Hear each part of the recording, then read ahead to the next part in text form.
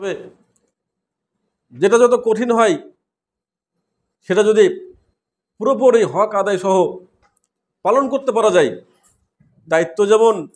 দায়িত্ব পালন না করতে পারলে যেমন এই আমানত রক্ষা করতে না পারলে যেমন কিয়ামতে রয়েছে তার জন্য অপমান অপদস্থ, তার জন্য জান্নাত হারামের কথা বলা হয়েছে, তার জান্নাতের ঘেরান পাবে না এই কথা বলা হয়েছে। পক্ষান্তরে সে যদি কোনো দায়িত্বশীল জবাবদিহিতার আওতায় থেকে সে যদি পুরোপুরি হক আদায় করে সে দায়িত্ব পরিচালনা করতে পারে, তাহলে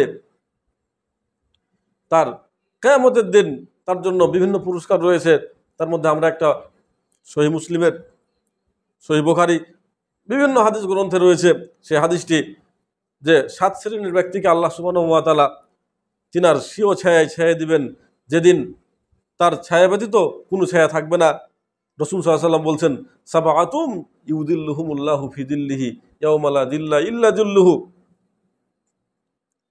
সেদিন 7 শ্রেণীর ব্যক্তিকে আল্লাহ সুবহানাহু ওয়া তাআলা তার আরশের নিচে ছায়া দিবেন, স্বীয় ছায়ায় ছায়া দিবেন, যেদিন তিনার ছায়া ব্যতীত কোনো ছায়া থাকবে না। সেদিন এমন অবস্থা হবে, সূর্য নিচে নেমে আসবে, 1 মাইল নিচে নেমে আসবে। সেই দিন এত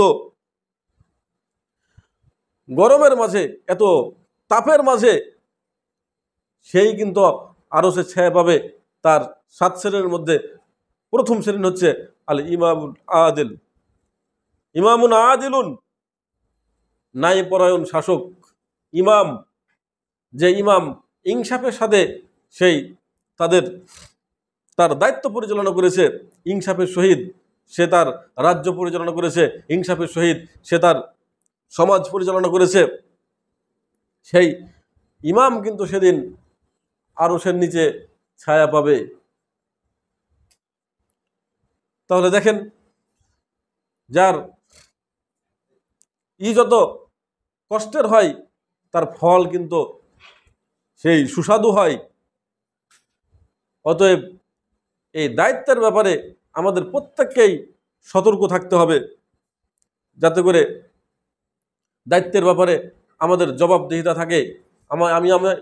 আমি পরিবারের মালিক, আমার পরিবারের সদস্যের ব্যাপারে আমাকে জিজ্ঞাসিত হতে হবে, আমাকে জবাবদিহির আওতাভুক্ত থাকতে হবে। এই প্রস্তুতি নিয়ে আমি একজন নেতা, আমি একজন শাসক, আমি একজন রাষ্ট্রপ্রধান, আমি একজন সমাজ প্রধান, আমাকে এই প্রস্তুতি নিয়ে থাকতে হবে যে আমাকে আমার দায়িত্বের জন্য জবাবদিহিতা করতে হবে।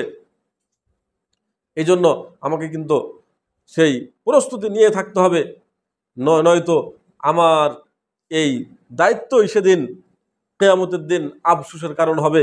এই দায়িত্বই সেদিন কিন্তু আমার অপমান অপদস্থের কারণ হবে। এই দায়িত্বের ধোঁকাবাজি করার জন্য আমার প্রত্যেকটা সদস্যের সাথে, আমার অধীনস্থদের সাথে ধোঁকাবাজির জন্য আমার জন্য জান্নাত হারাম হয়ে যেতে পারে। এমনকি রাসূল সাল্লাল্লাহু আলাইহি ওয়াসাল্লামের যে আল্লাহর কাছে দোয়া, আমি যদি সেই মুহাম্মদ সাল্লাল্লাহু আলাইহি ওয়াসাল্লামের উম্মতের যাকে নেতা বানানো হলো তার সাথে যদি কঠোরতা করি, রাসূল সাল্লাল্লাহু আলাইহি ওয়াসাল্লাম দোয়া করেছেন, ফাশকুক আলাইহি, আল্লাহ তুমি তার প্রতিও শক্ত আচরণ করো, কঠিন আচরণ করো। তাই আমরা প্রত্যেকটা ক্ষেত্রে প্রত্যেকেই যারা যে স্তরে দায়িত্বশীল রয়েছি, আমাদের জবাবদিহিতার জন্য প্রস্তুত থেকে যে আমাকে জিজ্ঞাসিত হতে হবে। আল্লাহ সুবহানাহু ওয়া তাআলা আমাদের দায়িত্বকে ভালোভাবে পরিচালনা করার তৌফিক দান করুন, এই আশাবাদ ব্যক্ত করে এখানেই শেষ করছি। ওয়া মা আলাইনা ইল্লাল বালাগ। আসসালামু আলাইকুম ওয়া রাহমাতুল্লাহ।